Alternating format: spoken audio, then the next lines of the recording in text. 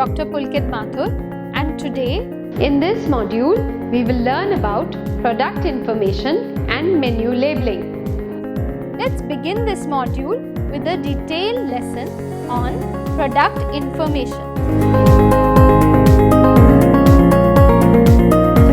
All packaged food products have to be in compliance with the Food Safety and Standards Act of 2006.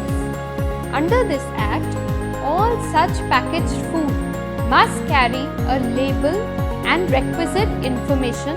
That information should be adequate and accessible to each person in the food chain involved with handling, storing, processing, preparing and displaying the product. Besides, each batch should be easily traced and recalled if necessary. The information should contain the name of the food. It should indicate the nature of the food, the list of ingredients, any food additive if used, any food allergen that should be declared separately.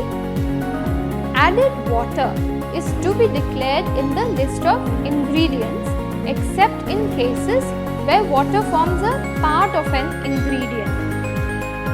The declaration should mention whether the food is vegetarian or non-vegetarian. It should also include the name and complete address of the manufacturer, net quantity in terms of weight or volume, lot, code or batch identification, the date of manufacturing or packaging, the best before or use by date, country of origin for imported food, and lastly, instructions for use. The label should also include information that identifies food allergens in the product as ingredients or where cross-contamination cannot be excluded as per food safety standards, packaging and labeling regulations of 2011. The label must provide information to enable the food handler to store, process, prepare and display the food products safely. Proprietors of hotels, restaurants and other food stalls who sell or expose for sale savouries, sweets or other articles of food must put up a notice board containing separate lists of the articles which have been cooked in, for instance, ghee, edible oil, vanaspati and other fats for the information of the intending purchasers. Food business operators selling cooked or prepared food should display a notice board containing the nature of articles being exposed for sale. The lot identification is essential in product recall and it also helps in effective stock rotation. As such, each container of food should be permanently marked to identify the product and the lot. In case of ready-to-eat food that is served, appropriate directions should be given through the menu cards and notice boards. Information also should be suitably given to the consumers regarding the contact details of the person to be contacted in case of allergies. The food business must have a system to handle product complaints. There should be a dedicated person to receive, analyze and address the complaints. Based on the nature of the complaint, necessary corrective actions including a review of good handling practices, which is GHP, or good manufacturing practices, which is GMP, should be taken to prevent any repeat of the complaints in future. In addition, resort to menu labeling and display practices to inform their patrons about the use of any packaged food product or calories in a meal. As per the regulations, FSSAI, that is Food Safety and Standards Authority of India, plans to make menu labeling mandatory for the food service establishments having central license and voluntary for others.